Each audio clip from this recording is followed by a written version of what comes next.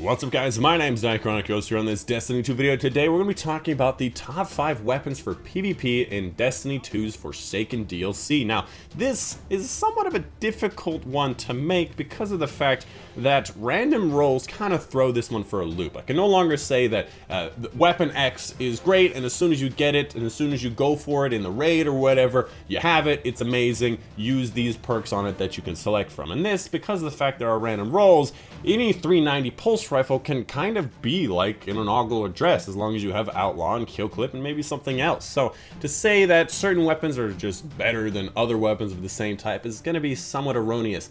And in this video, hopefully I can address the differences between the stress on the perks and the stress on the weapon archetype and just kind of advising you as I go along. And of course, this is based on my own opinion of what I've used and what other people are using, as well as the different databases I've found, showing what are the most used weaponry. And of course, I apologize in advance, I am really just terrible with hand cannons, so you're gonna have to just roll with it with me. Of course, I do hope you enjoy this video, and to help aid you in that fact, here are some cute pictures of cute animals on screen right now. Make sure you take a look, make sure you go oh as many times as you can, because I did want to mention that I just released my merch store. So you can buy t-shirts with my logo, with my old school logo, with my new design that I'm coming out with very shortly of a tiger kitten rolling around on a yarn ball. There's lots of cool stuff in the future. I'm working on hoodies and whatnot. I know that was a great segue, by the way. Did you notice that? I was just like, hey, look at these cute animals, give me money, you know?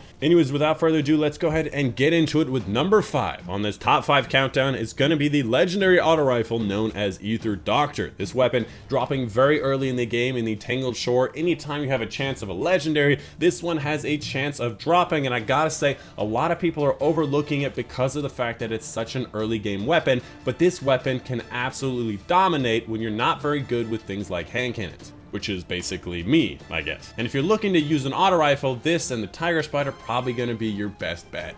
On my particular Ether Doctor, I went with a full stability control build, which is ricochet rounds, tap the trigger, and moving target, all of which help that recoil, help the stability, and this weapon is somewhat of a laser. It can cut down people at close range with its 600 RPM, it can cut down people at mid range where it's very comfortable, and of course sometimes at mid to long range because of the fact that it has such good stability control. With my particular perks, this weapon can somewhat even kill people at the mid long range engagements. This one definitely competes with pulse rifles in the pulse rifle game.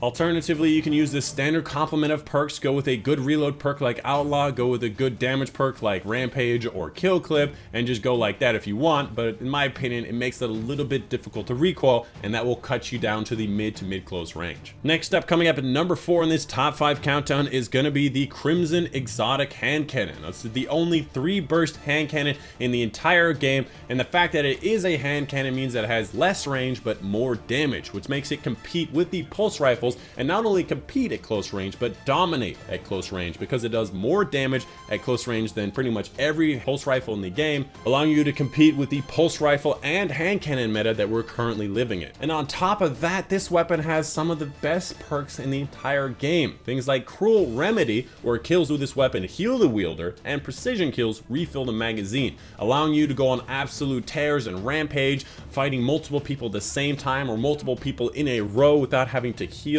or even reload. This weapon is very powerful. And lastly, the catalyst nearly maximizes its range. So as soon as you get this weapon, try to get that catalyst because it makes this thing a monster, allowing it to compete even with the standard range for pulse rifles. This weapon is nice. Pick it up, try it out.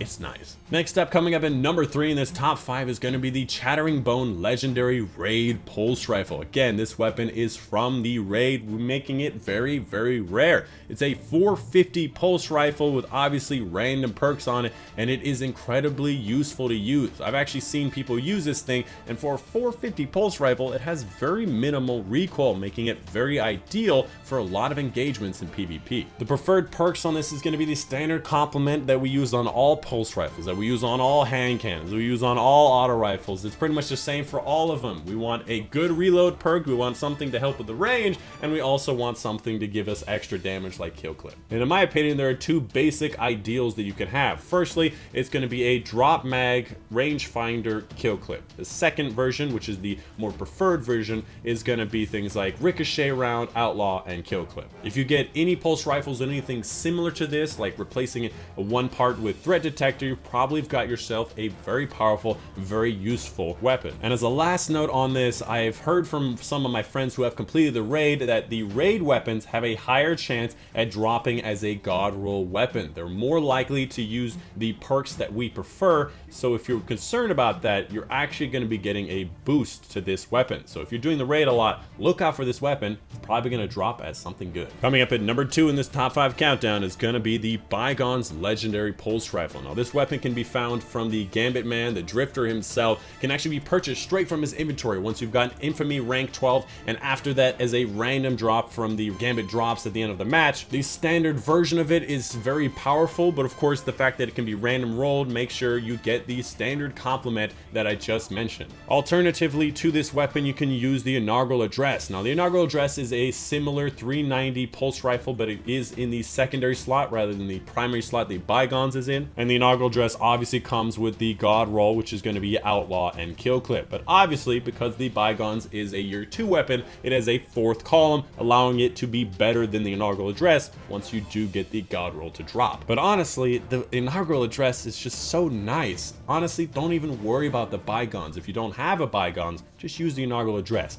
In my opinion, the only advantages other than the 4th column on the Bygones is the fact that you can use a secondary shotgun, whereas the primary shotguns are not as good, and honestly, primary is bereft of some good shotguns. And then finally, the number 1 PvP weapons in this top 5 countdown of PvP primary weapons, it's gonna be the Ace of Spades exotic hand cannon. Now this weapon is dropping from an exotic questline that you can complete as soon as you finish the campaign. It is a beast. It's a 140 hand cannon. It has incredible perks like Memento Mori, where reloading after a kill loads magazine with a few extra damaging bullets, which is 6 bullets. No matter how many kills you get 6 bullets if you get a kill with it. And of course, it also grants radar while aiming down sights, which is not after a kill. This always is available. And a second perk on top of that is Firefly, where precision kills with this weapon increase the reload speed and cause the target to explode, dealing solar damage to nearby enemies. So I've got to say, this weapon kind of feels like it has 4 perks on it. Memento Mori, giving it so you have radar and extra damaging bullets after a kill. Firefly, making it so you have the Dragonfly explosion and a faster reload like Outlaw on the kill. And on top of that, also has a bunch of other miscellaneous perks. This weapon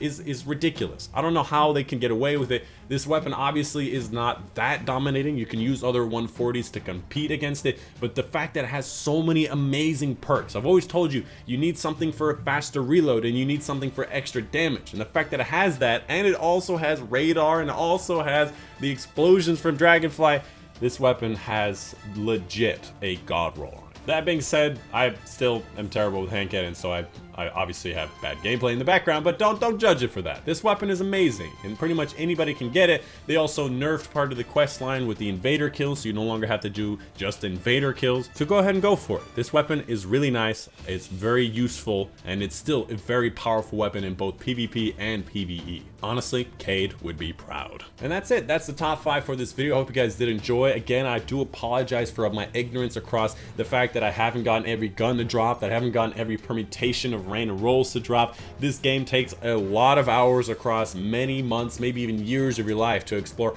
all the different possibilities for every single gun. So hopefully my kind of foreshadowing will help aid you in trying to find the perfect god roll. And if you find something that is better in some way, let me know in the comments. I'd love to hear about it. I'd love to know why, because I'd love to go after it. Because in the end, I'm just kind of a Destiny nerd myself. And that's it. Hope you guys did enjoy. Check out my merch store, link in the description down below. And yeah, my name's Dychronic, and I'll see you guys on the next one.